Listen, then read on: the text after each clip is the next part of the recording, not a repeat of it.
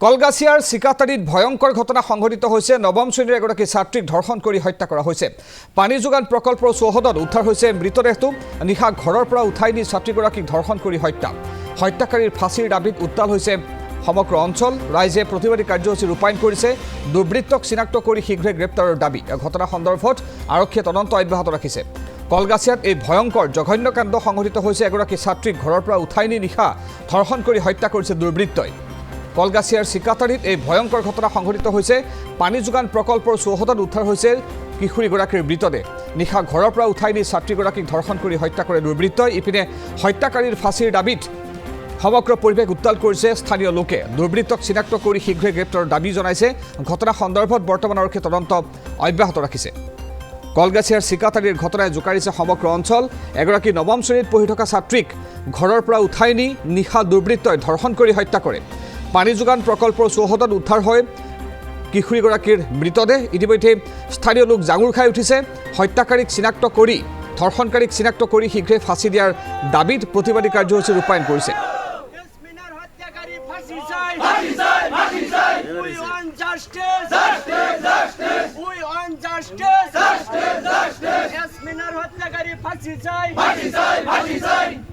ইয়াসমিনের হত্যাকারীর ফাঁসি চাই, ফাঁসি চাই, ফাঁসি চাই। ইয়াসমিনের হত্যাকাণ্ডের ফাঁসি চাই, ফাঁসি চাই, ফাঁসি চাই। ইয়াসমিনের হত্যাকাণ্ডের ফাঁসি চাই, ফাঁসি চাই, ফাঁসি চাই। We are justice, justice, justice. ইয়াসমিনের হত্যাকারী ফাঁসি চাই, ফাঁসি চাই, ফাঁসি চাই। We want justice, justice, justice. We want justice, justice, justice. ইয়াসমিনের হত্যাকারী ফাঁসি চাই, ফাঁসি চাই, ফাঁসি চাই। ইয়াসমিনের হত্যাকারীর ফাঁসি চাই, ফাঁসি চাই, ফাঁসি চাই। ইয়াসমিনের হত্যাকাণ্ডের ফাঁসি চাই, ফাঁসি চাই, ফাঁসি চাই। প্ৰতিবাদী কাৰ্যসূচীৰ দৃশ্য আমি দেখুৱাইছোঁ। কলগাছিয়াৰ ঘটনাৰ এই প্ৰতিবাদী কাৰ্যসূচী দোষীক চিনাক্ত কৰি শীঘ্ৰে ফাঁচীৰ দাবী উত্থাপন কৰিছে স্থানীয় লোকে। নিশা নৱম শ্ৰেণীৰ এগৰাকী ছাত্ৰীক ঘৰৰ পৰা উঠাই নি ধৰ্ষণ কৰি হত্যা কৰিছে দুৰ্বৃত্তই। কলগাছিয়াত এই ভয়ংকৰ তথা জঘন্য কাণ্ড সংঘটিত হৈছে। কলগাছিয়াৰ চিকাতাৰীত সংঘটিত হৈছে এই ঘটনা।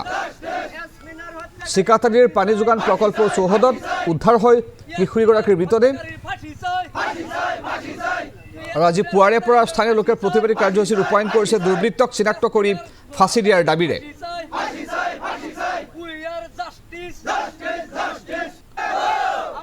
ছাত্ৰীগৰাকী অধ্যয়ন কৰি আছিল নৱম শ্ৰেণীত। নিশা ঘৰৰ পৰা দুৰ্বৃত্তই উঠাই নি ধৰ্ষণ কৰি হত্যা কৰে ছাত্ৰীগৰাকীক।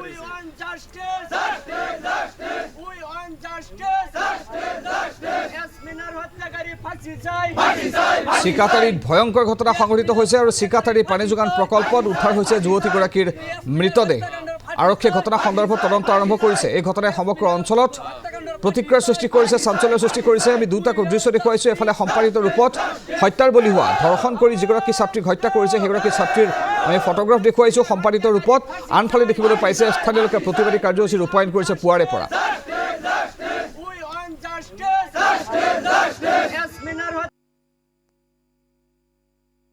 ডাঙৰ ভায়েকৰ ছোৱালী, মই জনামতে তেওঁক ৰাতি 11টা চাৰে 11টা মানত ঘৰৰ পৰা উঠাই কোনোবাই দুৰ্বৃত্তই লৈ যায়।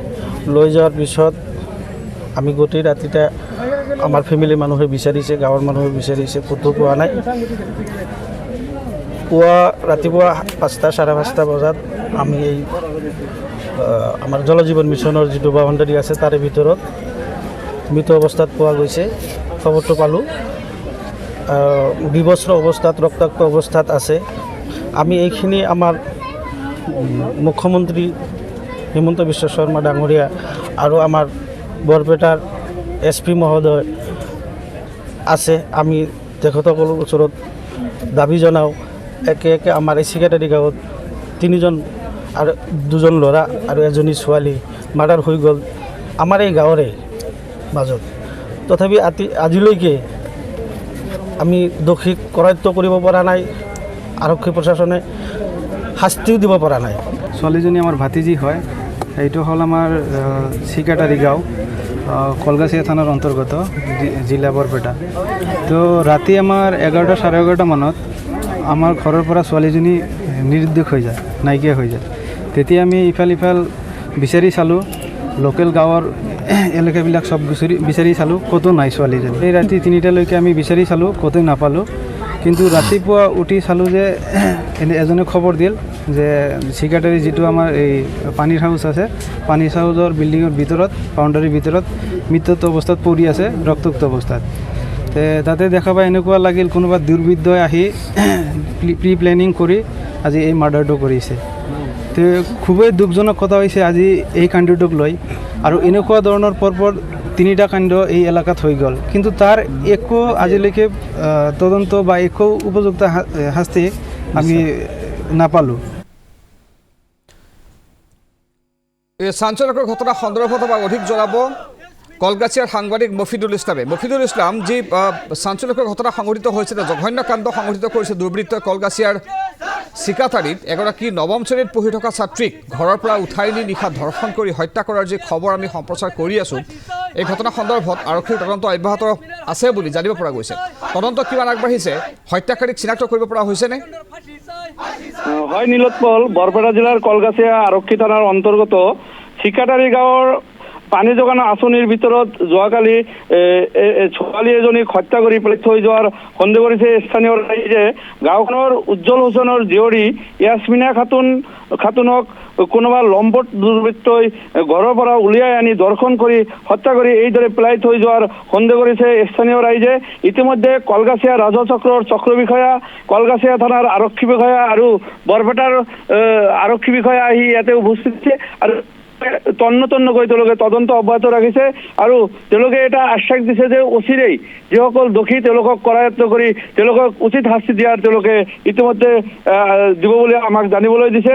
আৰু ইয়াত যিখিনি মানুহ আছে তেওঁলোকে ইতিমধ্যে উত্তপ্ত কৰি তুলিছিল আৰু তেওঁলোকে প্ৰতিবাদ সাব্যস্ত কৰিছে যে ইয়াৰ পূৰ্বেও এই আৰক্ষী থানাৰ অন্তৰ্গত চিকাতাৰী গাঁৱত ইয়াৰ পূৰ্বেও আৰু 2টা ঘটনা এনেকুৱা ঘটনা সংঘটিত হৈছে, কিন্তু আজিলৈকে সেই দোষীবিলাকক তেওঁলোকে কৰায়ত্ব কৰিব পৰা নাই বা শাস্তি দিব পৰা নাই। নীলোৎপল, যিগৰাকী কিশোৰী মৃত্যুমুখত পৰিল, সেই কিশোৰীগৰাকীৰ পৰিয়াললৈকে কিবা সন্দেহ কৰিছে? কোনো তথ্য তেওঁলোকে দিছে?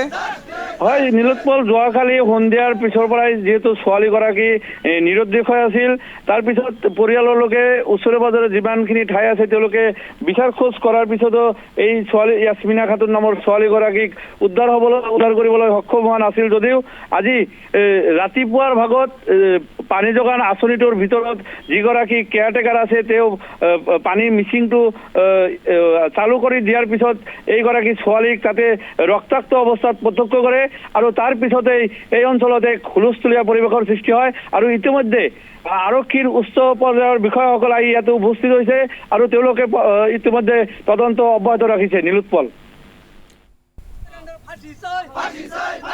ধন্যবাদ জ্ঞাপন কৰিছে মফিদুল ইছলাম সংবিধায়ক তথ্যখিনি জনোৱাৰ বাবে। এই ঘটনাই সমগ্ৰ কলগাছিয়া অঞ্চলত চাঞ্চল্যৰ সৃষ্টি কৰিছে, প্ৰতিক্ৰিয়াৰ সৃষ্টি কৰিছে। চিকাতাৰী নামৰ অঞ্চলটোত এটা পানী যোগান প্ৰকল্পত আজি পুৱা পানী যোগান প্ৰকল্পৰ এগৰাকী কৰ্মচাৰীয়ে প্ৰত্যক্ষ কৰে মৃতদেহটো আৰু যুৱতীগৰাকীক নিশা ঘৰৰ পৰা উঠাই নি ধৰ্ষণ কৰি হত্যা কৰে দুৰ্বৃত্তই। কিন্তু এতিয়াও দুৰ্বৃত্তক চিনাক্ত কৰিব পৰা নাই আৰক্ষীয়ে, যদিও আৰক্ষীয়ে তদন্ত অব্যাহত ৰাখিছে। ইপিনে স্থানীয় লোকে প্ৰতিবাদী কাৰ্যসূচী ৰূপায়ণ কৰিছে, শীঘ্ৰেই দোষীক চিনাক্ত কৰি কঠোৰ শাস্তি প্ৰদানৰ দাবীত।